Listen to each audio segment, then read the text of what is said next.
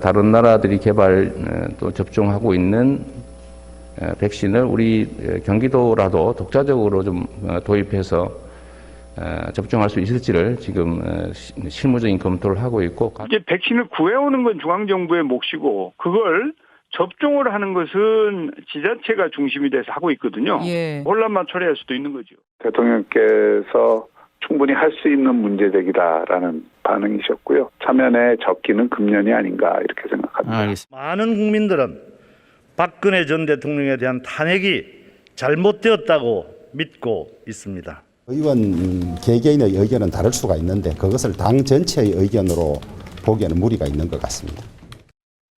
네, 정치권 현안 전문가들과 짚어보겠습니다. 최진 원장님, 이 부동산과 백신을 놓고서는요, 여당 대선 주자 간의 충돌이라는 표현이 맞는지 모르겠습니다. 어쨌든 지금 논쟁을 이어가고 있습니다. 네. 이재명 경기지사와 특히 정세균 총리 간의 전 총리죠. 네. 이 점은 지금 어떻게 보고 계세요? 그러니까 부동산과 백신 하면은 지금 문재인 정부의 어떤 대표적인 정책, 네. 이거 국민들의 생명과 직결된 문제 아니겠습니까? 민생과 직결된 문제인데 이런 중차에 대한 중요한 문제를 놓고 여권의 지도부가 의견이 엇갈린다. 이거는 누가 옳고 그러냐에 따라서 절대 바람직하지 않죠. 네. 특히 임기 말에 말이죠. 이건 급격한 원심력이 발생하기 때문에 대통령이나 청와대가 빨리 이것은 교통정리를 하고 정리를 해줘야 되는 겁니다. 네. 두 사람 간의 논쟁이요. 이 정치적으로는 양측 모두에게 유리한 측면이 있다. 또 이렇게 분석을 하는 분들이 있어요. 그러니까 저렇게 되면 언론에 많이 나오니까 인지도 상승에는 유리하겠지만 과연 이재명 지사가 백신의 전문가일까? 러시아 백신이 과연 어떤 안정성과 효능이 있을까 부분에 대해서 자신할 수는 없잖아요. 네. 예를 들면 방역을 어떻게 할 것이냐, 소상공인을 어떻게 도울 것이냐 이런 문제는 이재명 지사가 주장할 수는 있지만 저렇게 전문적인 분야에 대해서 저런 주장을 한다는 것 자체가 백신 전국에서 내가 어느 정도 목소리를 내야 되겠다라는 강박관념의 일환이었다. 저는 무리한 주장이었다라고 보여집니다. 네. 정세균 전 총리가요. 이재명, 윤석열 두 주자에 대해서 어떻게 보면 선명하게 좀 각을 세우는 차원인지 차별에 대한 지금 목소리를 내고 있습니다. 네. 이걸 어떻게 봐야 됩니까? 존재감이라든가 인지율 상승에는 좀 도움이 될까요? 저는 일단 도움이 된다고 봅니다. 왜냐하면 백신이라 이런 문제들은 온 국민들의 관심을 집중하고 있는 문제이기 때문에 목소리를 분명히 확실히 낸다라는 점에서 이제 효과가 있다고. 다만 이제 어느 쪽이 옳으냐라는 부분에 대해서는 사실 지금 현재는 판단이 어렵지 않습니까? 네. 근데 오히려 제가 보기에는 이런 게 이제 일종의 이슈 파이팅인데 국가적인 사안을 놓고 두 대권 주자가 논쟁을 벌이는 거는 사실 정치적으로는 두 후보에게 나쁘지는 않습니다. 오히려. 그리고 또 이재명 지사 같은 경우는 이제 대선 지지도 1, 2위를 달리는 후보고, 그리고 정세균 전 총리 같은 경우는 이제 지지도는 낮지만 지금 전직 바로 직전에 이제 총리를 했고 국회의장까지 했던 아주 거물 정치인이기 때문에 두 대권 중에 어떻게 보면 이제 아주 중요한 여권의 핵심 인물이 같이 이슈 파이팅 논쟁을 벌이는 것은 동반 상승의 효과를 이제 기대해 볼 수 있는 그런 적성은 이점은 있죠. 그러나 조금 전에 말씀드린 정책적으로 다른 목소리를 내는 건 또 다른 차원이기 때문에 이게 지속되면 안 되는 거고요. 한두 번 국민들의 환기를 한다는 차원에서 이제 긍정적인 효과는 있다고 봅니다. 네. 백신과 더불어서요. 지금 이제 논란이 되는 게 부동산 문제잖아요. 이제 이번에 보궐선거 결과를 놓고서도 여야 정치권에서 여러 해석들을 하는데 이재명 경기지사가요. 실거주용이라면 1가구 2주택 제재가 필요하지 않다 이런 입장을 내놔서 이게 뭐냐, 기존의 정부 정책과 좀 차별화를 나서는 것이냐, 이들을 두고서 여러 이제 해석들이 있잖아요. 그 점은 어떤 해석이신가요? 그러니까 차별화라고 얘기를 하니까 이재명 지사가 권리당원들한테 많은 비판을 받으니 차별화가 아니라 다른 것이다라고 얘기를 합니다. 그랬죠. 차별화가 다른 것이지 이게 말장난이 아니냐라는 생각이 들고요. 부동산 정책, 주택 정책은요. 저렇게 단발적인 사안을 갖고 본인의 의견을 내세우는 것은 상당히 위험해 보입니다. 1가구 2주택 실거주용, 이것은 어떤 의미가 있습니까? 내가 예를 들면 서울에 살고 양평에 별장 같은 게 있으면 실거주용이다. 이런 것은 인정해 줘야 된다. 이런 얘기인데 과연 이것이 부동산을 안정화시키는 데 얼마나 큰 영향을 미칠지 상당히 우려스럽고요. 부동산 정책, 주택 정책 이런 것들은요. 포괄적으로 본인의 철학을 담아서 제대로 된 그러한 정책을 내세워야지 저렇게 건별로 얘기하는 것은 옳지 못하다라고 말씀드려요. 지금 부동산 세금 정책이 차기 대선에도 상당히 영향을 끼치는 요인으로 보세요. 아, 그럼요. 네. 이번에 보궐선거에서도 부동산 문제 때문에 많은 분들이 힘들어합니다. 네. 집 있는 분, 집 없는 분 다 힘들어합니다. 이러한 부분에 대한 정책 변경은 분명히 있어야 한다라고 말씀드립니다. 지금 민주당 대선 주자 지지율 1위인 이재명 지사에 대해서 관심이 쏠릴 수밖에 없는데 최 원장께서 보시기에 일련의 움직임이 이른바 이제 마이웨이 행보인지 아니면은 기존의 어떤 정책의 잘못된 것에 대해서 이른바 이 지사 표현대로 하면 다름을 통해서 뭔가 좀 부각을 시키려고 하는 것인지 그 점에 대한 해석은 어떻습니까? 그러니까 이재명 지사가 그동안 이제 걸어왔던 길을 보면 해답이 나옵니다. 네. 사실 조금 전에 말씀 마이웨이는요 이재명 지사의 어떻게 보면 브랜드고 존재 의의입니다. 사실은. 네네. 그게 이제 지금까지 높은 지지율을 받는 이유라고 보거든요. 만약에 이재명 경기지사가 정책이라든 부동산 정책, 백신 모든 정책이 정부 여당과 함께 간다, 동의한다. 이거는 이재명의 어떤 색깔이 드러나지 않는 거죠. 그래서 네. 이후로 아무튼 다양한 방면에서 독자적인 목소리, 결과적인 차별화하는 거죠. 네. 차별화 목소리를 내게 될 거라고 봅니다. 이 부분에 대해서 정부 여당, 여권의 핵심부가 대립각을 지금처럼 계속 세워 나갈 건지 제동을 걸면서 네. 아니면 적절하게 정책적인 조율을 해야 하고 타협하면서 수용해 나갈지 이런 부분이 앞으로 대선에 대해서 중요한 관전 포인트라고 저는 봅니다. 네. 이 와중에요 야권에서는 이명박 박근혜 전직 대통령 사면론 문제로 좀 시끌시끌한데 네. 사면과 관련해서 국민의힘에서 어떤 목소리가 지금 결을 달리하는 것 그것은 어떻게 봐야 합니까? 그러니까 저는 국민의힘만 모르는 게 딱 하나가 있는데요. 그러니까 이 두 전직 대통령 사면 문제를 거론하는 것이 결국 국민의힘이 엄청나게 좋지 않다는 것, 불리하다는 것. 그리고 이명박 박근혜 전 대통령이라는 이미지가 여전히 국민의힘 반감이 있다는 것. 예, 그걸 모르는 것 같아요.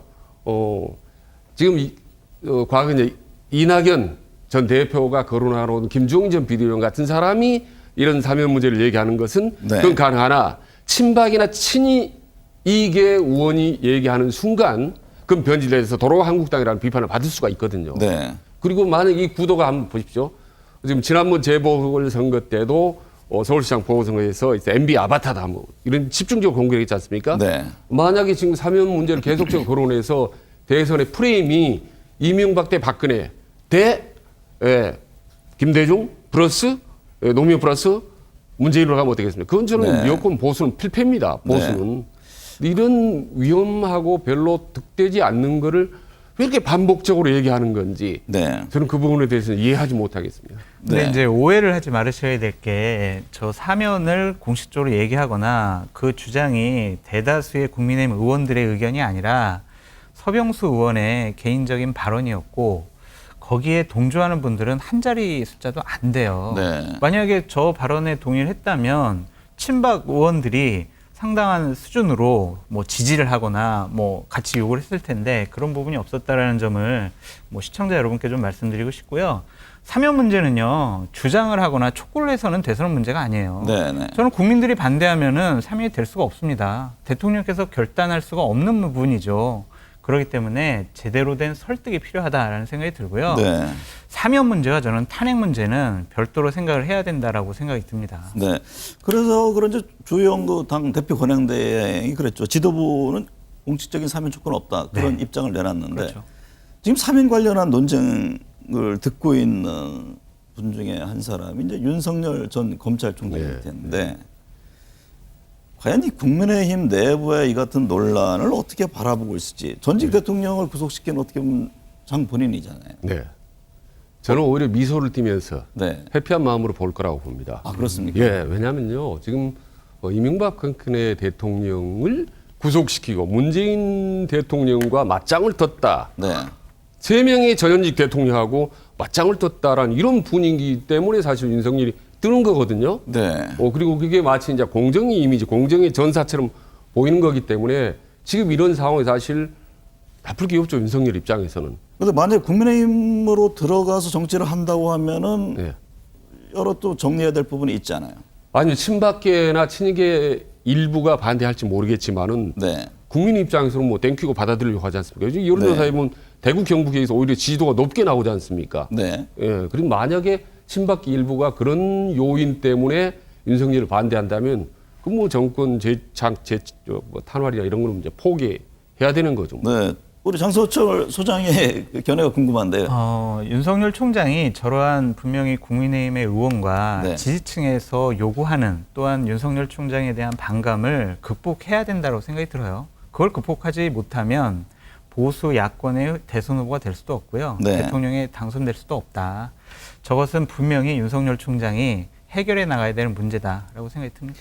최근에 이재명 지사가요, 윤석열 전 총장에 대해서 퇴임사를 보면 오랫동안 잘 준비한 것 같다. 그러면서 잘 준비해서 유효한 후보가 되길 바란다. 이런 평가를 했습니다. 그러니까 퇴임사를 꼼꼼히 읽어본 모양이죠.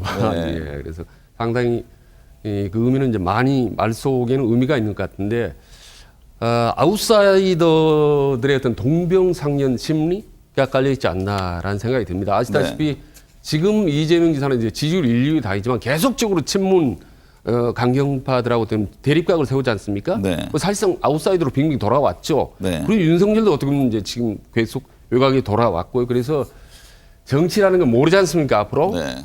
그래서 상황 여해에 따라서 두 사람이 제3지대에서 합류할 수 있다라는 미래에 일말의 그런 전망을 가능성까지 염두에 하십니까? 두지 않나 생각이 듭니다. 그런 아니, 잠시 생각해 주십시오. 네. 지금 이재명 지사 같은 경우는 이제 민주당에서 경선의 후보로 해서 이제 선정이 되는 게 최고 목표 아니겠습니까? 네. 그래서 이제 올인하고 있는 거고, 만약에 친문들 강성들이 똘똘 뭉쳐서 비토해서 경선 후보가 안 되면 어떻게 했습니까? 그냥 순수히 승복하겠습니까? 또 다른 방법을 찾을 때 좀 이제 빠른 아주 일찌감치 빠른 게 아니라 지나친 예측입니다. 상상력 아닙니까?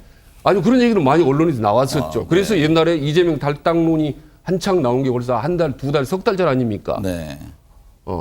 그 정도로 여권 내부에 이재명에 대한 비토 어떤 그런. 근데 이재명 지사는 만만치 않기 탈당을 때문에. 없더라고 여러 차례 딱 선을 그은 상황인데. 본인이 탈당을 하지 않고 네. 끝까지 당내에서 후보를 받는 것이 되는 것이 최선이지만 네. 상황이 영 여의치 않게 희한하게 돌아갈 경우에는 본인이 또 다른 선택을 할 수 있다. 그리고 네. 본인은 지금 진보지만 중도의 색깔이 강하거든요, 이재명 지사가. 그런데 윤석열도 중도입니다. 중도 성향이 네. 강하지 않습니까? 중도적인 성향인 정치인들이 활발하게 움직이는 거는 중도의 영향을 넓힌다는 점에서 전혀 나쁠 건 없죠. 그리고 반대로 역으로 윤석열하고 대립각을 세웠을 경우 그는 득될 게 없는 거죠. 윤석열이 마치 시대정신이라는 여러 가지 국민 분노를 지금 함축하고 있는 것처럼 보이는데 그런 사람과 대결을 해서 현 시점에서 이재명 지사가 얻을 건 별로 없는 거죠. 네. 여러 가지로 이래저래 플러스가 훨씬 많은 거죠. 네. 덕담을 던져주는 것이. 상당히 일반인들이 예측하기 어려운 전망을 해주셨는데 그 이재명 지사, 윤석열 전 총장이 삼지대에서 하나가 될 수 있다. 장 소장님은 어때요? 그 부분에 대한 상상에 대해서 어떻게 보세요? 그 부분보다는 네. 윤석열 총장과 이재명 지사가 결국에는 대선 후보로서 두 분이 맞붙을 가능성이 높다라고 전망을 해봅니다. 네. 두 분이 합쳐지기에는 좀 여러 가지로 정치적으로 상당한 격변의 일들이 많이 벌어져야 될 것 같다라는 네. 생각이 듭니다. 정치권을 떠나겠다던 김종인 전 비대위원장이요. 지금 뭐 전혀 정치권을 떠난 게 네, 아니고 지금 계속 여러 가지 그 논란, 논쟁 속에 있는데 주용 원내대표와 안철수 대표의 어떤 작당 논란 이런 언급을 했어요. 왜 이런 발언을 그 했죠? 두 가지 때문에 그래요. 네. 하나는 김종인 위원장이 주호영 원내대표에게 섭섭한 게 있고요. 네. 또 하나는 분노를 표하고 싶은 게 있습니다. 섭섭한 게 뭐냐면 주호영 원내대표가 김종인 위원장님 이렇게 그만두고 나갈 때 다시는 이렇게 뭐 모시지 않도록 저희가 잘하겠습니다. 네. 이런 얘기를 했거든요. 김종인 위원장은 붙잡아 줄 줄 알았죠. 대선 때까지 좀 저희 비대위원장이나 당대표 해 주십시오. 그럴 네. 줄 알았는데 말끔하게 보내드리니까 좀 섭섭한 마음이 있었던 것 같고 김종인 위원장이 나오면서 딱 한 가지를 부탁을 했어요. 국민의힘에. 안철수랑은 정치를 함께 하지 말아라. 네. 그런 식의 얘기를 했는데 주호영 원내대표가 지속적으로 안철수 국민의당과 합당을 해야 됩니다로 계속 주장을 했거든요. 네. 그러한 부분들이 내가 서울시장 경선 과정 중에서 안철수는 그렇게 안 된다고 했는데 결국에는 안철수 함께 정치하려고 하는 저런 모습에 대해서 김종인 위원장이 좀 분노를 느끼는 것 같습니다. 네. 최 원장님, 예. 김종인 전 위원장이 장제원 의원을 향해서는 꼬붕이란 이런 예. 아주 거친 표현까지 썼잖아요. 예. 어떤 정치적 함의가 있습니까? 있죠. 예. 왜냐하면 그냥 꼬붕이라고 한 게 아니고 홍준표 꼬붕이라고 했거든요. 네. 홍준표 계속 반대했지 않습니까? 비토했지 않습니까? 네. 입당하는 거. 네. 홍준표 전 대표가 당에 들어오면은 상당히 복잡해집니다. 김종인 입장에서는. 어떤 게임들 측면으로 그런 거. 복잡해질까요? 그래서 예를 들면 안철수 대표, 홍준표 의원이 다 대선 주자급이잖아요. 예, 그렇습니다. 그러니까 본인의 종합해서- 행보와 관련돼 있는 그렇습니다. 말하자면요. 쉽게 정리해서 말씀드리면 이제 김종인 전 위원장이 말하자면 자기 정치를 하는 겁니다. 그게 좋은 뭡니까? 의미에서 좋은 의미에서 자기 정치를 하는 거죠. 이를테면 다음 대권도 한번 나의 구도대로 한번 만들어 보겠다라는 대권 시나리오가 있는데 네. 여기에 상당히 걸림돌이 되는 사람이 세 사람인데 한 사람이 이제 주호영입니다. 그래서 네. 너 앞으로 안철수하고 놀지 마라라는 거고 두 번째 안철수한테 메시지를 던졌지 않습니까? 네. 너는 안 돼라는 거고 그리고 마지막에 세 번째 홍준표 너는 안 돼라고 장제원한테 메시지를 던진 겁니다. 네. 그래서 내 구도대로 한번 대권주를 만들어 보는 게 중요한 것은 그게 성공할까요? 김종인 전 위원장 뜻대로 갈까요? 그러니까 지금까지 그렇게 해왔기 때문에 자신감이 많이 넘치는 거고 네.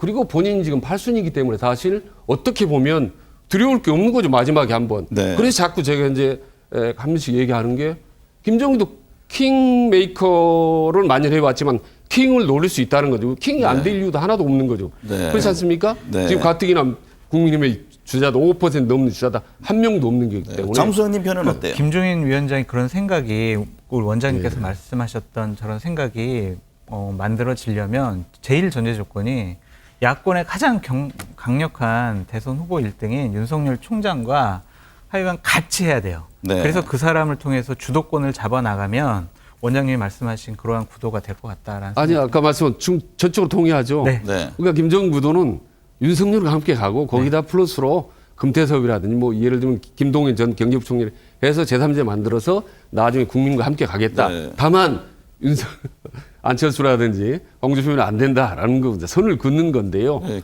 김두현 전 경제부총리까지 거명하셨는데 그에 앞서서요. 그러면 이제 두 분 말씀 중에 공통 분모가 윤석열 전 검찰총장 문제인데 예. 리더십 대통령 리더십 연구 오래 하셨잖아요. 예. 그 지지자들 중에서도 왜 이렇게 뜸을 들이냐. 예. 저러다가 뭐 다 타버리는 것 아니냐. 이런 지적까지 나옵니다. 그러니까 지지율이 1위가 나오는 데 대한 상당히 부담이 가질 겁니다. 네. 그 지지율 1위, 어떨 때는 뭐 2위하고 뭐 10% 가까이 차 나오는데 네. 그렇다면 그에 걸맞는 뭔가 작품을 내보여야 되지 않습니까? 네. 지금 보일 시점이 됐고, 네. 안 보일 수도 없는 거예요. 그래서 저는 이제 5월 중순경으로 봅니다. 그래서 저는 이제 5.18 광주 민주화운동 그 기념일을 저는 디데이로 삼지 않나 생각을 듣고, 네. 그리고 윤석열의 시나리오를 제가 여러 가지 다각도로 정리해보면 첫 등에는 제3지대를 만든 다음에 네.